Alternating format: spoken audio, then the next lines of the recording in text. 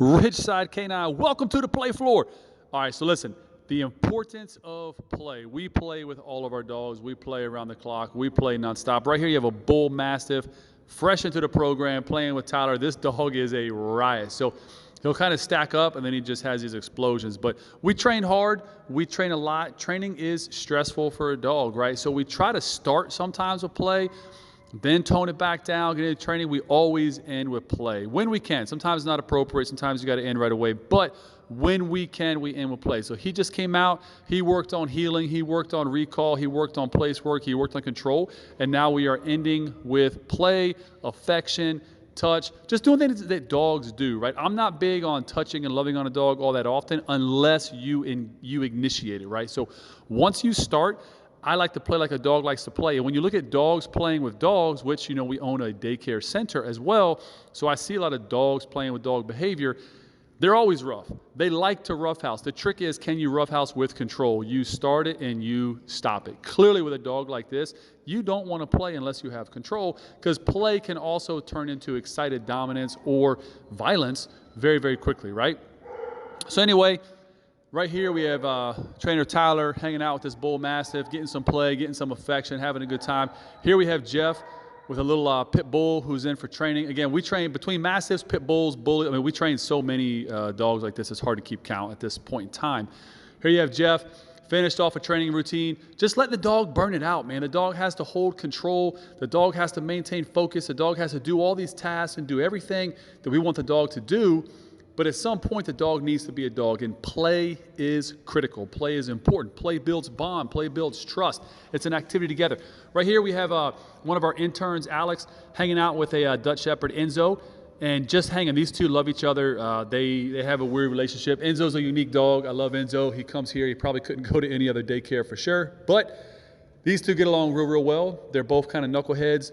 They're both young. They're both fully intact. And got to be a little careful.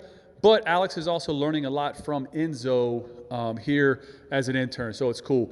But again, play, affection with control. Can't stress the word control and boundaries enough, right? Here we have one of our other interns, little Mackenzie.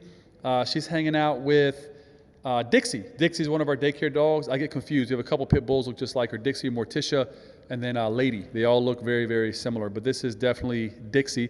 And again, you know, this is not so much play as it's just, they're just hanging out, man, having a good time, getting some affection, making the dog happy. It's important. It's critical. It keeps the dog fun. It keeps everything else fun. Little Dixie giving a little scratch right there, a little scratch, scratch.